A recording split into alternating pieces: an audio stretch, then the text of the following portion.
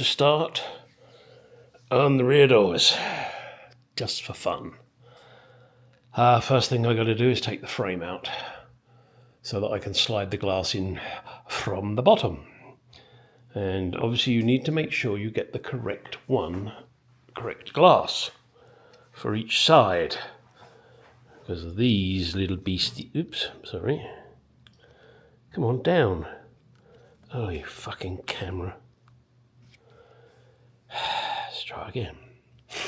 Because of these little beasties. Okay, because that's where the runner is. What I now must go and do, once I've got the frame out, is go and get the window regulator and clean it up. Well, here are the window regulators, and there's 5 of them. Didn't I tell you I had a 5-door Mark II? Nope. So I've got the 2 rear ones up the back there, and it looks like these are the 2 right front and this is the left front.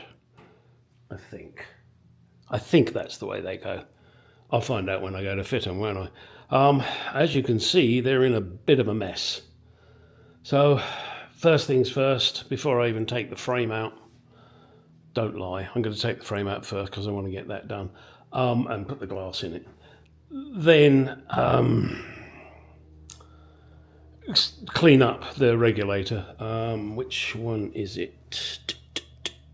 I think it's this one for the right rear and this one for the left rear.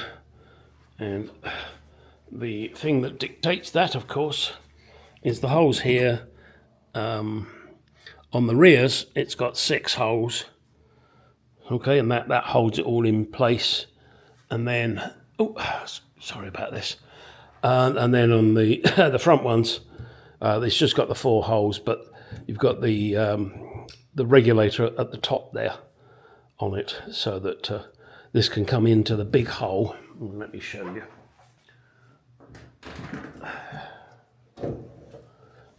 There you can see that the 4 holes are down in the lower part, and the bigger hole here is for the mechanism, and the spring sits in there.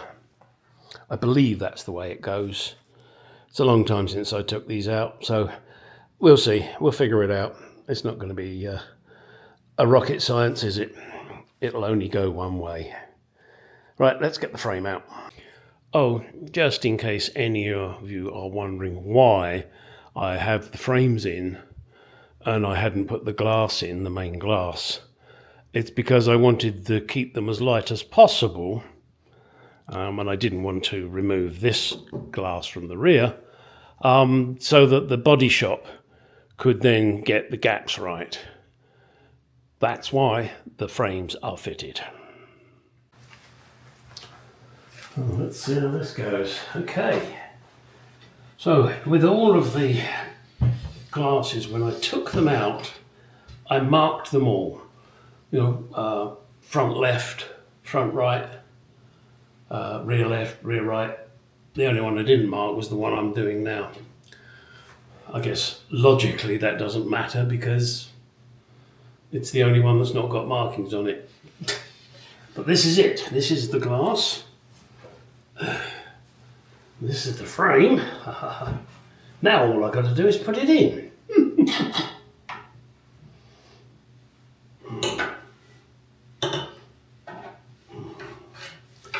It should just slot in, he says. Ooh. Right, there we go. Look at that. All right. So, it is in now. Cool, don't have to make this thing heavy. And you want these facing inside. Now the one that is for this, is it this one? I believe it is this one, he says. Or is it this one? No, it must be this one. Let's see. You go there, yeah. This is the one.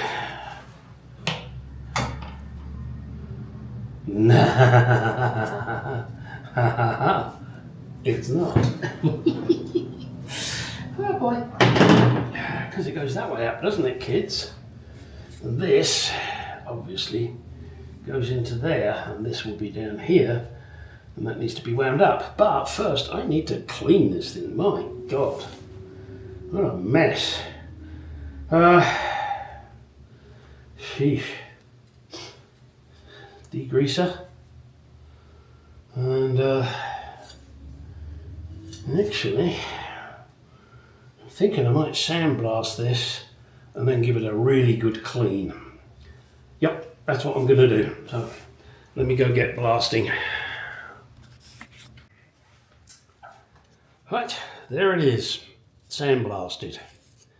Now I've still got to degrease it and give it a damn good wash in my parts cleaner to make sure I get all the grit out of the mechanism, especially in here where the teeth go.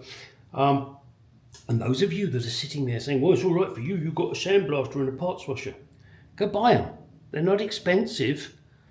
There are certain things you need when you're restoring a car. Sandblaster's definitely one of them. And of course you need the compressor to run it, but a compressor's so handy anyway. So, you know, there are essential tools for a car restorer.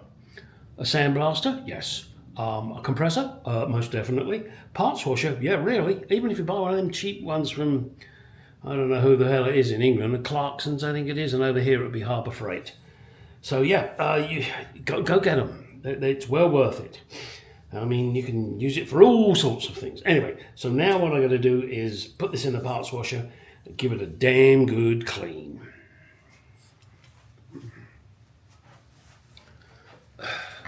Okay, here it is. This is the window wind-up mechanism now.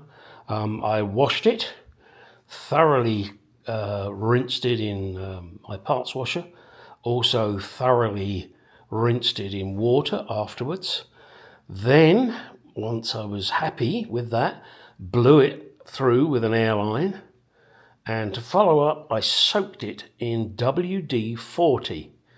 Once I'd soaked it in WD-40, I then forced grease into all of the moving parts. The spring, I took the spring off and gave that a bloody good clean. You can do it, you need a vise and you need a good strong pair of pliers. You use a screwdriver to pry it off, but put a rag over the top. Screwdriver, just pry it off and it'll ping. When you put it back on, you put this piece in first. Then with a pair of pliers, you grab the other tang here and push it and then drop it down over. You need the pliers so you can twist it to where you want it to go. Also, that's why you need it in a vise, because you've got to put a lot of pressure on it to make sure that you get it back in there right. So that's it now. It's greased up, ready to go into the car. The only part I haven't done yet is grease these, but I will also grease the runners on the window as well as grease those. Yes, sirree. Yep, here's a trick for all you guys. When you're doing this, putting the window shit together, of course it's always hard to hold the window, and you could use tape, as I did initially, to hold it, but use one of these sucker things, window cup sucker things. Yes, Harbour Freight. That way you can hold it in position and you can see the bit you need to work on. How about that? Neat, huh? There it is, window fitted. Goes up and down. No, they don't go all the way down, they only come down this far.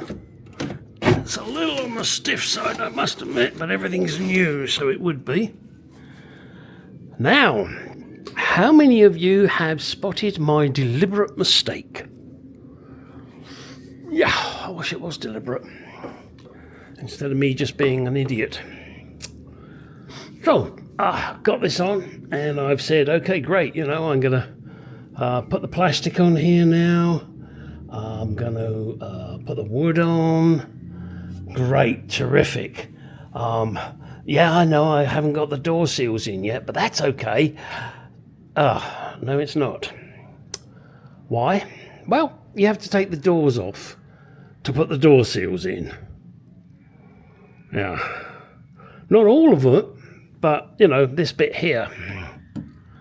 That, I really don't think you can get in without taking the door off.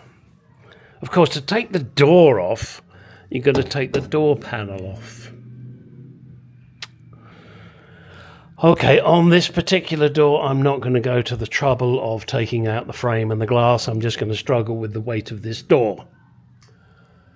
The rest of them, there's no point in me putting everything together, which I was going to do. But before I can put the door seal in, I have to put the headlining in.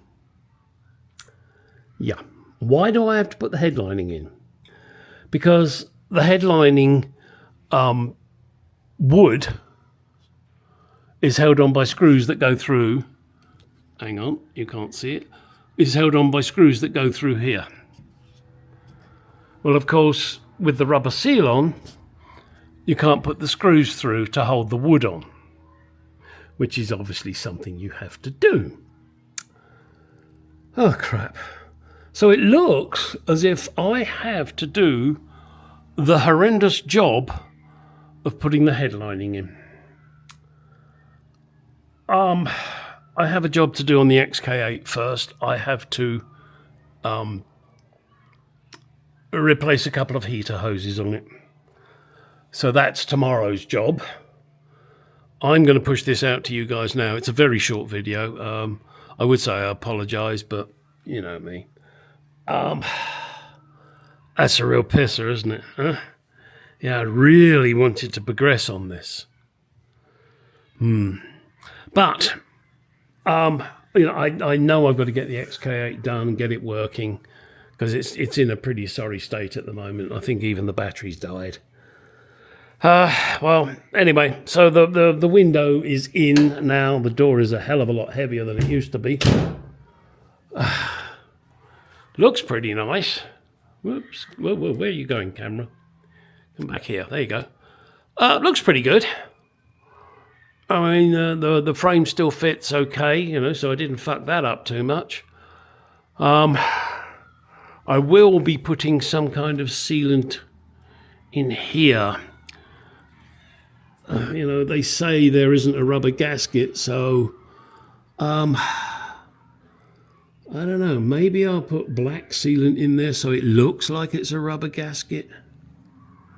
I could put clear, but I don't think that would look right. So I'm just going to put some black sealant in there and finish it off as neat as I can. You know, bit of a piss of that, but there you go. 'Tis what it is. Right. Well, I've showed you how to get a window in at least. Oh, fuck, headlining. Well, what else have I got to do at Christmas? Yeah. All right. Let's, in fact, I think maybe even today I'll roll this out of here and bring the XK8 in if I can get it to start. I'm charging the battery at the moment, so that may take a while. All right, get in that garage. Go on, go do some shit. Oh, hang on. My wife said that I didn't clarify in the last video clip. And I can't remember. So I'm going to tell you now, but it refers to the previous part. My wife will not be on the video, not even her voice. She hates it. So I have to edit it when she comes out to the garage and starts talking to me, which she did the other day. And I put in a clip about my wife coming out with the insurance papers. I didn't mention, I believe, the reason she came out, and that was because she heard a tremendous bang, which was me fighting with the bonnet, as you will remember. So that is why I said she came out.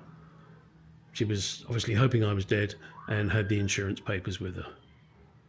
Geez, I hope she didn't hope I was dead. Ooh. Now I'll get out in that garage and go do some shit.